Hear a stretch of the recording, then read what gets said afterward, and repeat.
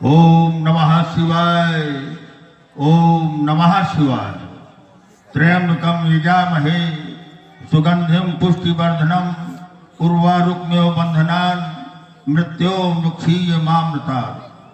भाल मध्य शशि चमक रहा है, जटा गंग अविरल धारा। डिम डिम डिम डिम डिमक रहा है डमरू नाथ तुम्हारा। ढम ढम ढम ढम ढमक रहे हैं भूत प्रेत बैताला। फुम फुम फुम फुम फुमक रहा है वो विषधर मतवाला। हे गिरजापति अधर स्वामी, दर्शन वेग दिखाओ। ये प्रलयंकारी शब्द कहां से मुझको नाथ बताओ। हम भगवान शंकर की अर्चना कर रहे थे, वंदना कर रहे थे, लेकिन ये प्रलयंकारी शब्द कहां से आया? ये कौन कह रहा है जागो बाण, जागो शब्द कहां से आया? समझ जा संदेश वाहक, सामना है काल का। रक्त उला जा रहा है आज बलि के लाल का। हम भगवान शंकर की आराधना कर रहे थे और बीच में ये बाधक बनने वाला कौन है? हम देख रहे हैं आज ये ध्वजा का प्रारूप धारण क्यों कर रहा है? पवन का पलायन वेग धारण कर रहा है।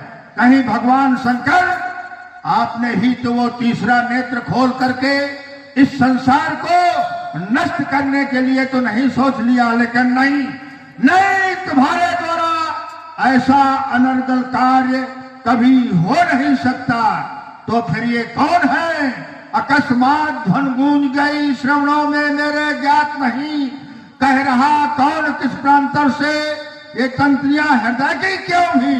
ऐसा न कभी अवसर आया, ऐसा न कभी अवसर आया। किस बात कहो अब कहूं शांत, अर्चना करूं मैं शंकर की। मर्दन कर देंगे वही ध्यान।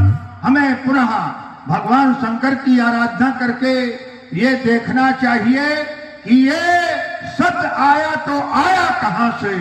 ओम नमः शिवाय। ज्ञात हो गया मिथिला में रखा भगवान शंकर का कार्मुक धनुष। आज 2 खंडों में परिवर्तित होकर के बेटी वैदेही की सुहाग में रक्तिम सिंदूर भर करके बेटी सीता को सुहागनी बना रहे जा रहा है।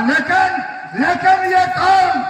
आकाश मार्ग से जाता हुआ रथारूढ़ रावण कहीं ये मिथिला तो नहीं जा रहा है? लंकेश ठहर जा। अगर तू मिथिला जा रहा है और वहां जाकर के किसी प्रकार का अनुचित कार्य किया तो कान खोल कर सुन ले, तेरे पीछे पीछे ये बाण भी आज मिथिला आएगा। अब मुझे भी मिथिला की तैयारी करना चाहिए। लगता है ये रथारूढ़ रावण मिथिला जा रहा है और इसका काम है शुभ कार्य में बाधा पहुंचाना। अगर ये मिथिला गया तो निश्चय है कि वहां जाकर के ये बाधक बनेगा। तो करो प्रस्थान मिथिला को, यही आज्ञा पुरारी की। न मेटूंगा कभी भी मैं सुआस गंगधारी की। दशानन तेरे आनंद को वहीं आकर के मोड़ूंगा।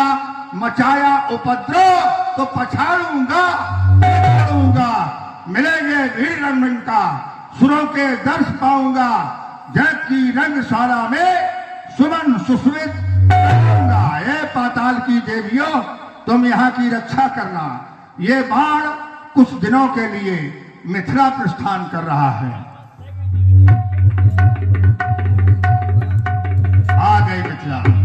भगवान शंकर के कार्मुक धनुष इस सेवक का अंतिम प्रणाम।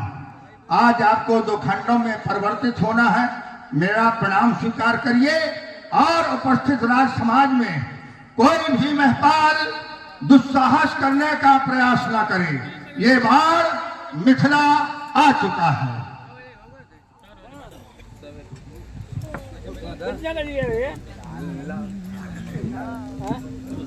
मच्छी मारे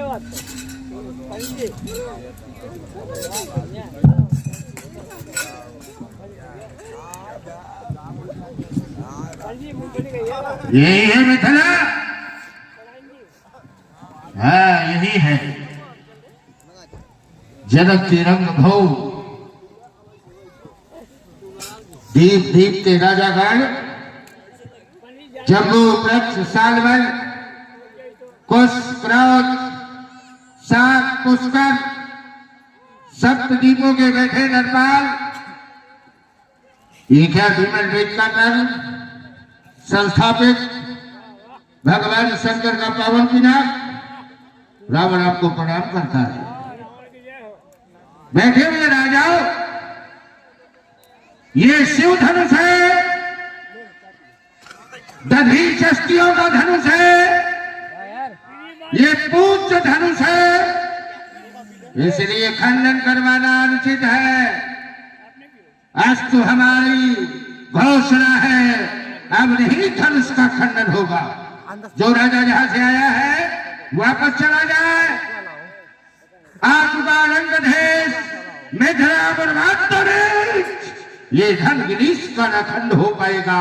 बंदियों बंद रखना कांतान अन्नधा रावण ये चल रहा चमकाएगा। किंचित कुचाल का कुचक्र जो मचाएगा तो ये रणभूम बन जाएंगे। प्रण मिथिलेश का लंकेश पलटाएगा। हम जानते थे कि दशानन जी मिथिला जा रहे हैं और ये वहां जाकर के निश्चय उपद्रव मचाएंगे। इनका काम है उपद्रव मचाना। आते ही इन्होंने घोषणा कर दी कि सभी महिपाल अपने अपने घर को चले जाएं। भगवान शंकर के धनुष का खंडन नहीं हो पाएगा और जो महाराज जनक जी ने प्रण किया है उसको भी ये बदल देंगे। कह रहे हम पलट देंगे। अब हमें इनसे मिलना चाहिए।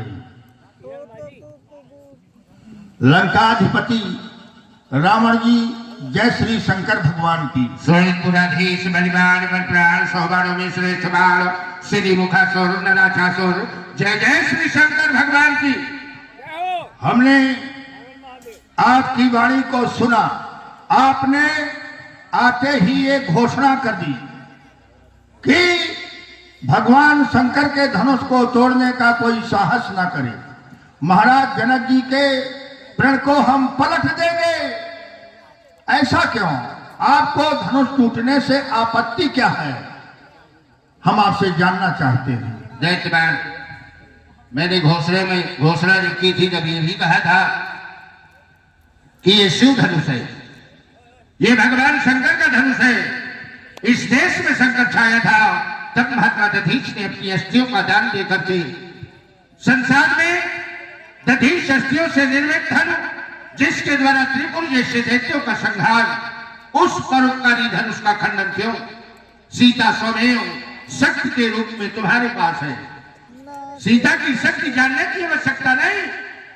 कन्या तुम्हारी शक्तिवान है, ये तुम स्वयं जानते हो। तो फिर इस धनुष का खंडन क्यों?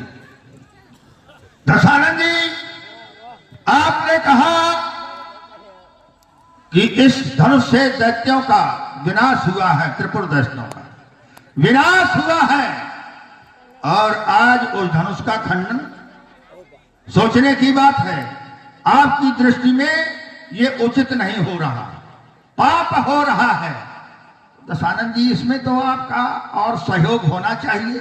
जहां अनुचित कार्य हो, कहने का तात्पर्य हमारा ये कि जहां अनुचित कार्य हो वहां तो आपको बल मिल रहा है, क्योंकि आप तो अनुचित ही कर रहे हैं, पाप ही पाप कर रहे हैं। आज यहाँ धर्म की बात कैसे आ गई? ये जो बोल रहे हो ये बिना पढ़े लिखे वालों की सोच है। अच्छा, ठीक है ना? हाँ, ये मैं समझ रहा हूँ जिसका बोल रहे हो। हाँ, ये बिना पढ़े लिखे लोग इस तरह का चोरा करते।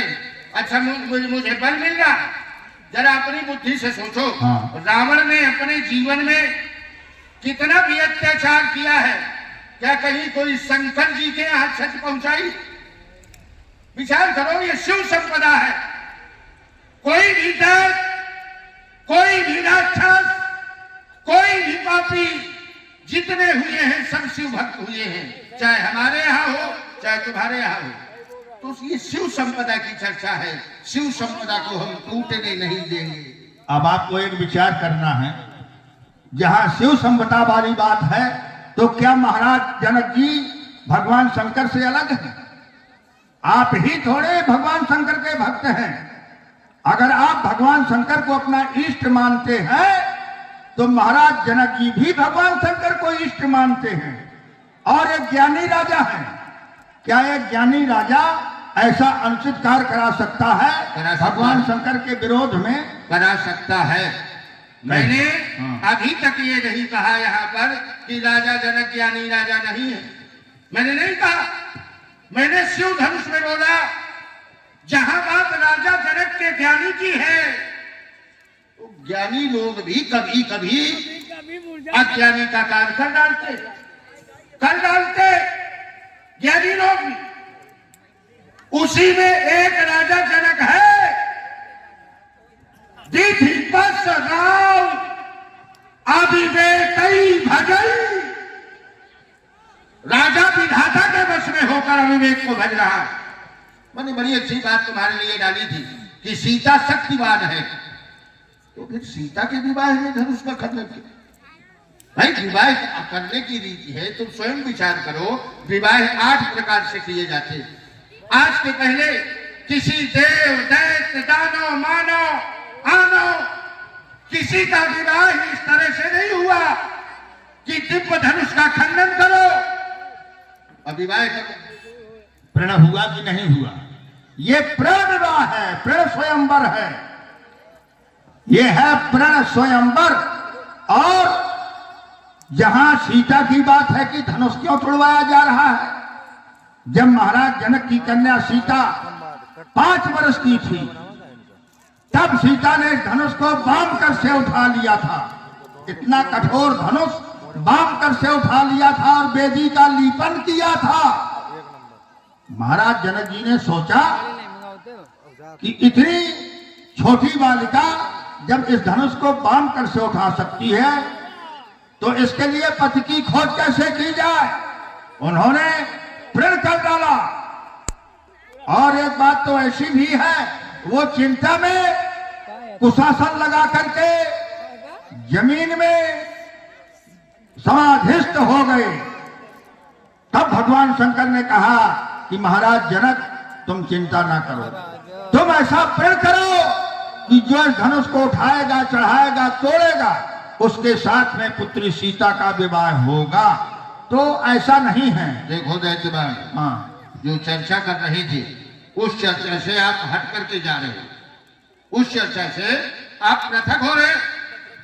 राजा जनक का प्रण है, चलो हम मान लेते, तो प्रण है भैया, तो हट काहे कर रहे हो? हट काहे कर रहे हो? ये तो दूसरे लोग कह रहे हैं। अरे दूसरे लोग नहीं कह रहे हैं, दूसरे लोग नहीं कह रहे। त्रिभुवन जय समेत वैदेही और विनय विचार बड़े हट तेही। बड़े हट क्यों? ऐसा पिता नहीं देखा मैंने कि अपनी पुत्री के विवाह में हट करे। और जिसने हट किया है उसके लिए प्रमाण ये है कि उसका हमेशा नुकसान हुआ है, उसकी हानि हुई है, उसका संकट आया है। कौन बाप होगा जो ये चाहे कि विवाह के बाद विद्या के जीवन में संकट आ जाए? प्रमाण दे दो। हठ बस संकट सहयो गालो नहुस नरेश। हट करने के कारण गालो नहुस जैसे राजाओं ने संकट सहा है, तो जनक कहां लगता है? आपने कहा कि हठ शब्द, देखिए राज हठ होती है, क्रिया हठ होती है, बाल हठ होती है। लेकिन यहाँ जो कहा त्रिभुवन जय समेत वैदेही बिनहि विचार बरऊं हटते ही। अब यहाँ ये विचार करना है कि ये हठ शब्द कहा गया तो कहाँ लागू किया गया? जो धनुष को तोड़ेगा वहां की बात है, ऐसा नहीं है।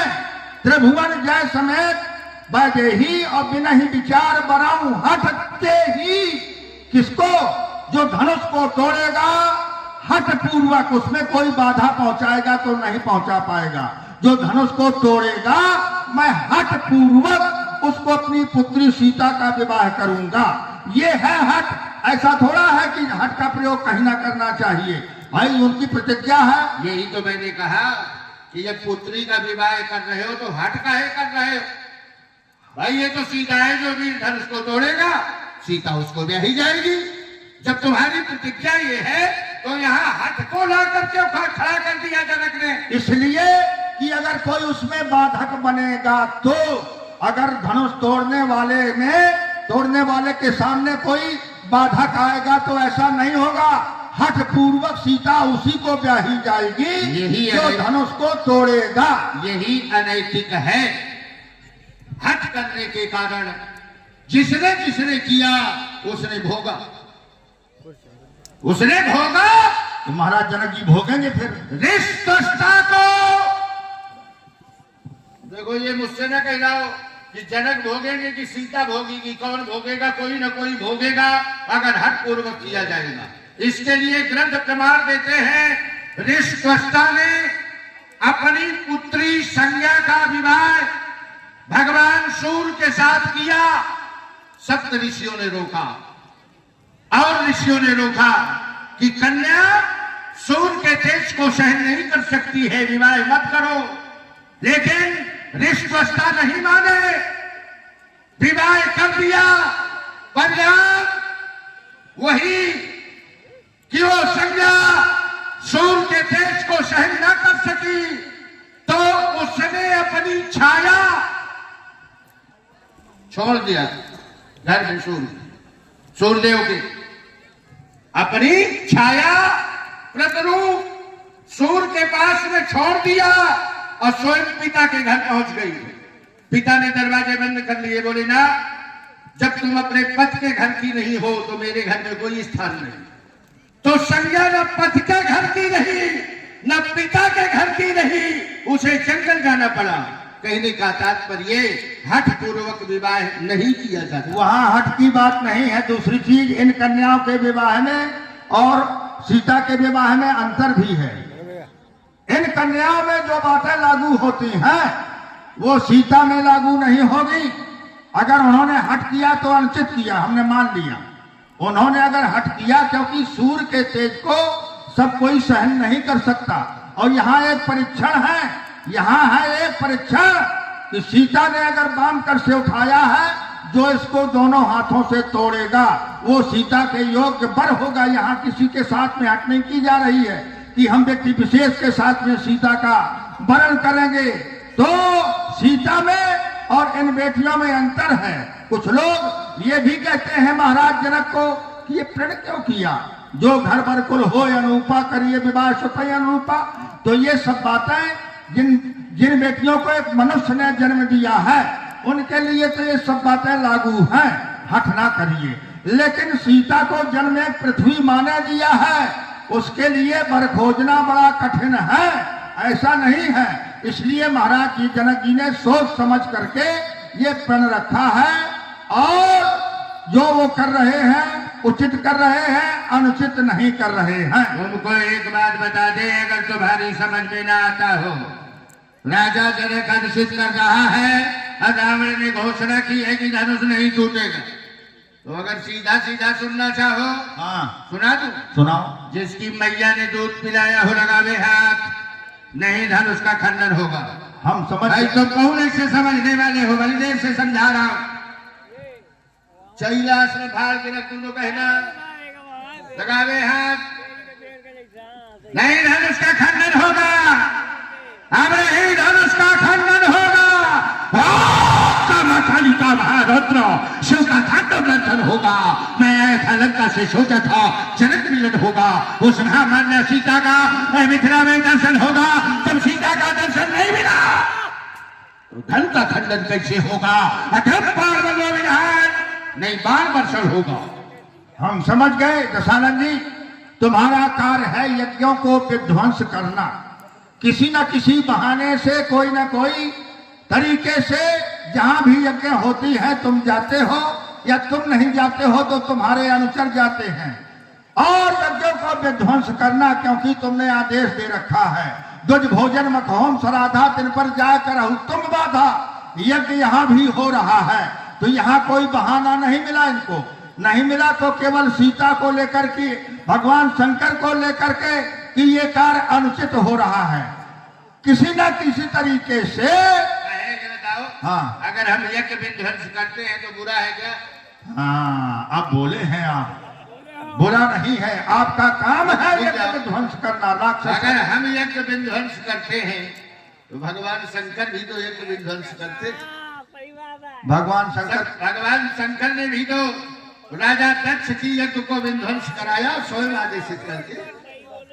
तो यज्ञ अगर विध्वंस करते हैं तो यज्ञों को देखते हैं जैसे यज्ञ कर रहे हैं। हर जगह अपनी उपमा राजा दक्ष और भगवान शंकर से नहीं आप दे सकते, कारण वहां सती जी कारण बनी थी, यहाँ कोई ऐसा कारण थोड़ा है। सती जी वहां भस्म हुई थी, भगवान शंकर का उस यज्ञ में कोई स्थान नहीं दिया गया था और सती जी ने अपने आप को जला डाला था। अच्छा, कहे तुम्हें को बोलावा ना तो तुम यज्ञ विध्वंस कर दे।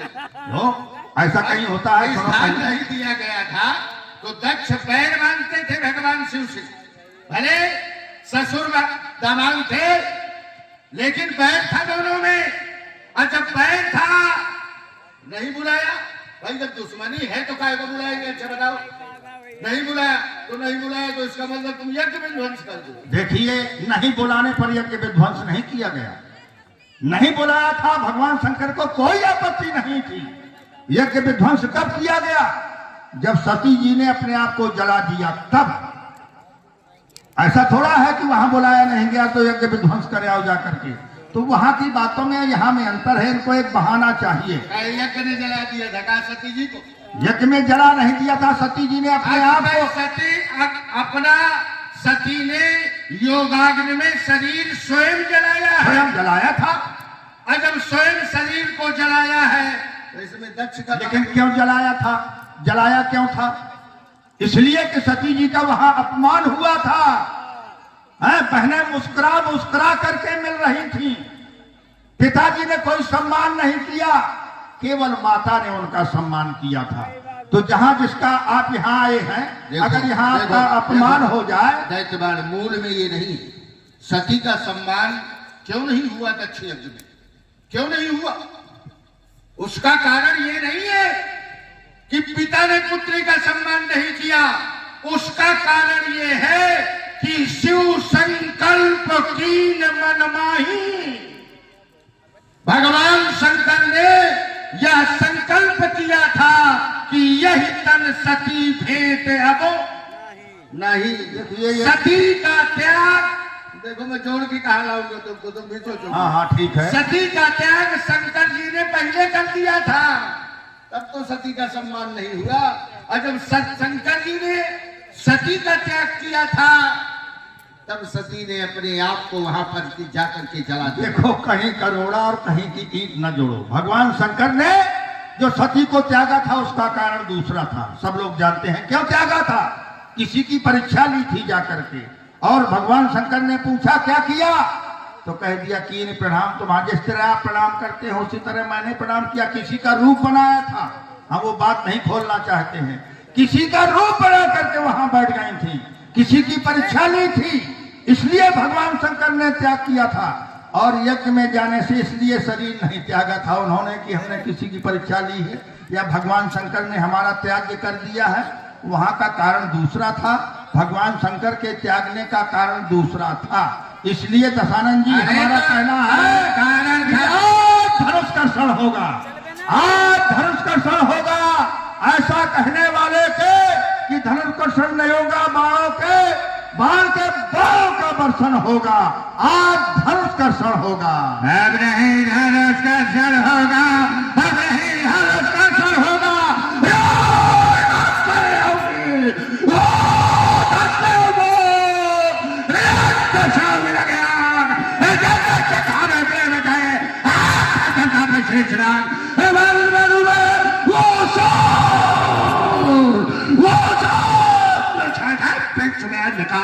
शिव धनुष तोड़ने वाले का ये मस्तक शिव को अर्पण होगा, हम नहीं धनुष खंडन होगा। दशानन, तुम्हारी क्या हस्ती है, वो भीषण मचाओगे। करूंगा दुर्गति तुम्हारी छठी की याद लाओगे। दबे, तुम्हें याद सब भूल गया?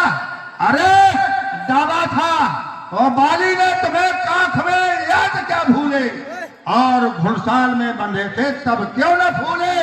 अगर हो वीर बलवंका अभी अजगा उठाओ तुम, कहे बाण अथवा यहाँ से भाग जाओ तुम। दैत्य कुल बेटा तुम नहीं किसी से आगे हो, और हम जानते हैं बाणासुर तुम कहां कहां से भागे हो।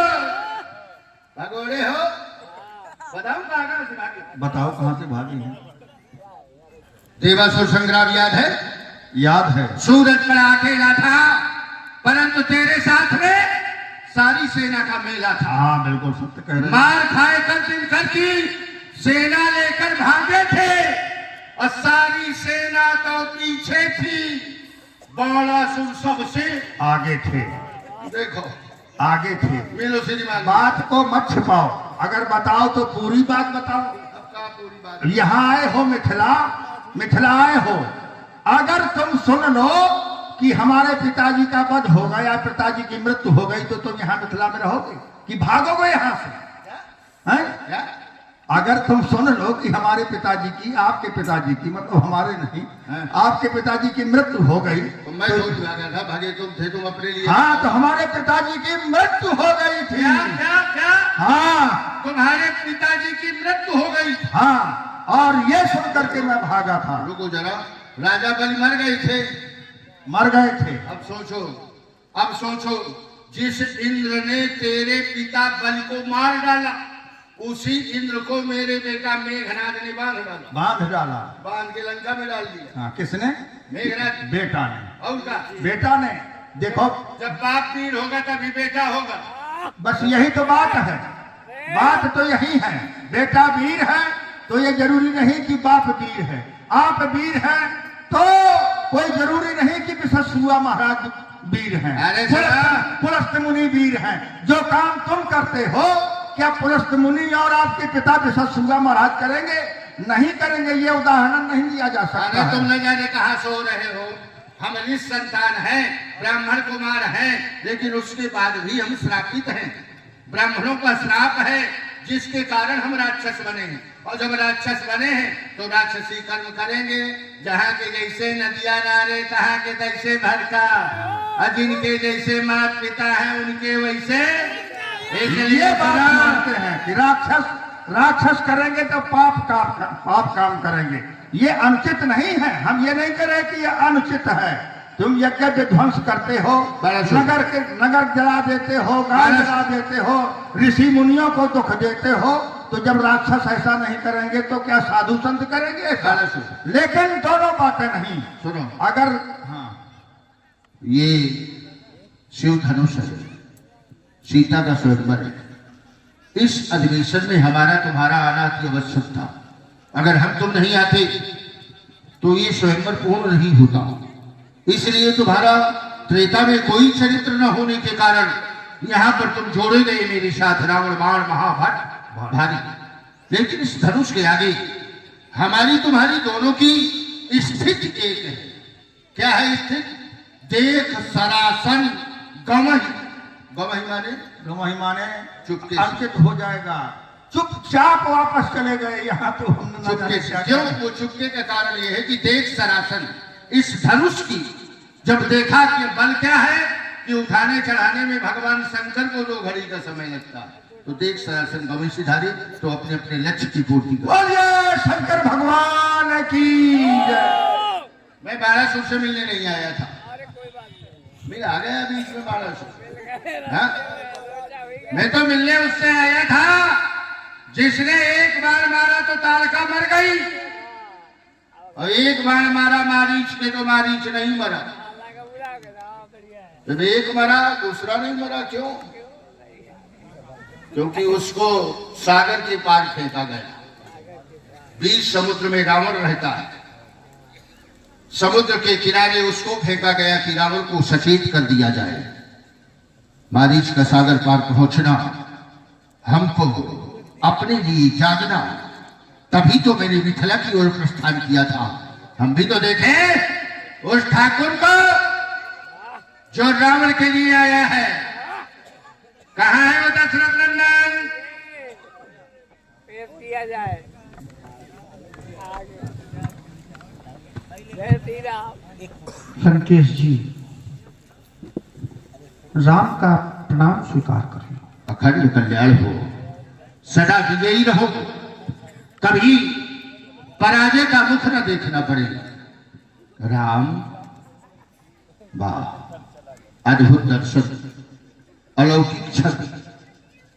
मेरी सरकार, इस रूप को जो देखेगा, बड़े से बड़ा योगी, यति, ब्रह्मचारी, सन्यासी अपने आप को रोक नहीं पाएगा। इस रूप अपार में मोहित हो जाएगा। आप नरलीला करने आए हो, उनका सारा कार्य सुंदरता से करने आए।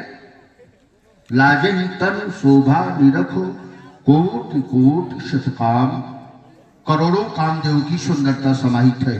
इस रूप को जो देखेगा वो मोहित हो जाएगा।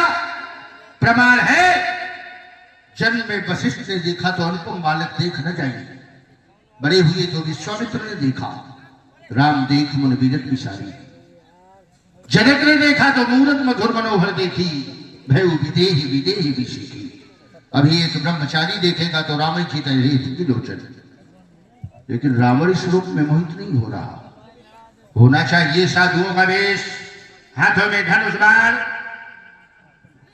एक बात पूछ सकता हूं अगर आज्ञा हो? बिल्कुल। ताड़का को किसने मारा? ताड़का का वध मेरे द्वारा ही हुआ। वो नारी हत्या का भी विचार नहीं किया और आपने ताड़का का वध कर दिया।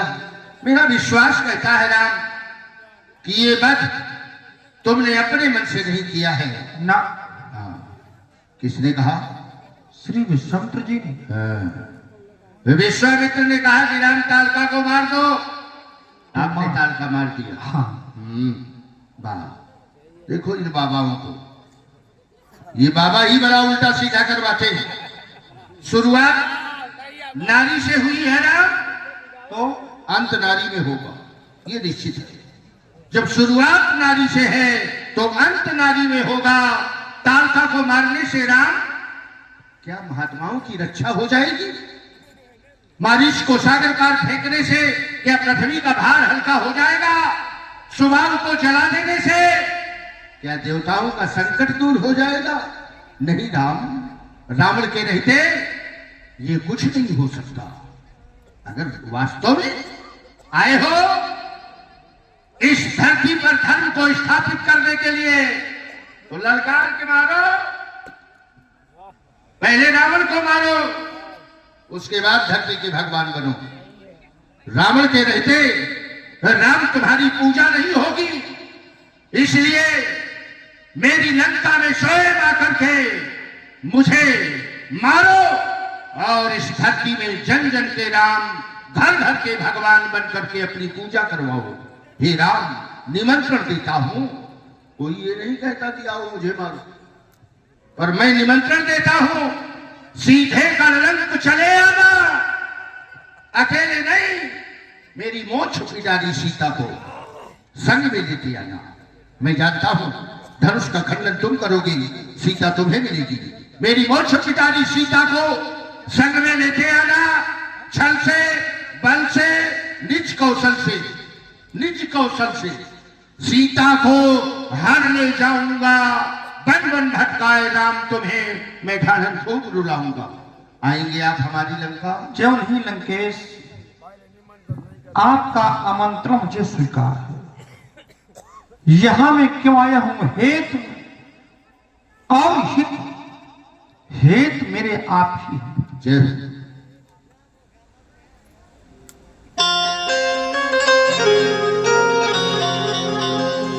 मैं हेतु तुम्हारे 10 कंधर, इस अवनी तल पर आया हूं। अंशों के सहित जन्म लेकर वो दशरथ का पुत्र कहाया हूं। कुछ दिवस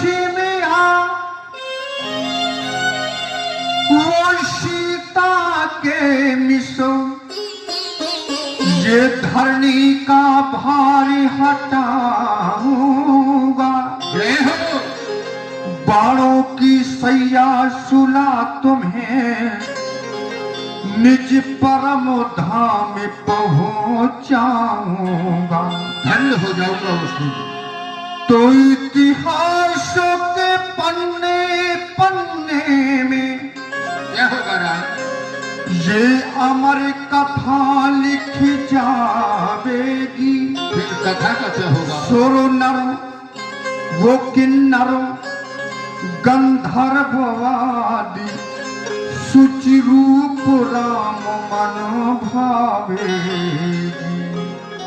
हृदय गदगद हो गया जिस समय आपकी वाणी से मैंने सुना कि मैं हेतु तुम्हारे दस्कंधर, मेरे हेतु आपको वहां से यहां आना पड़ा।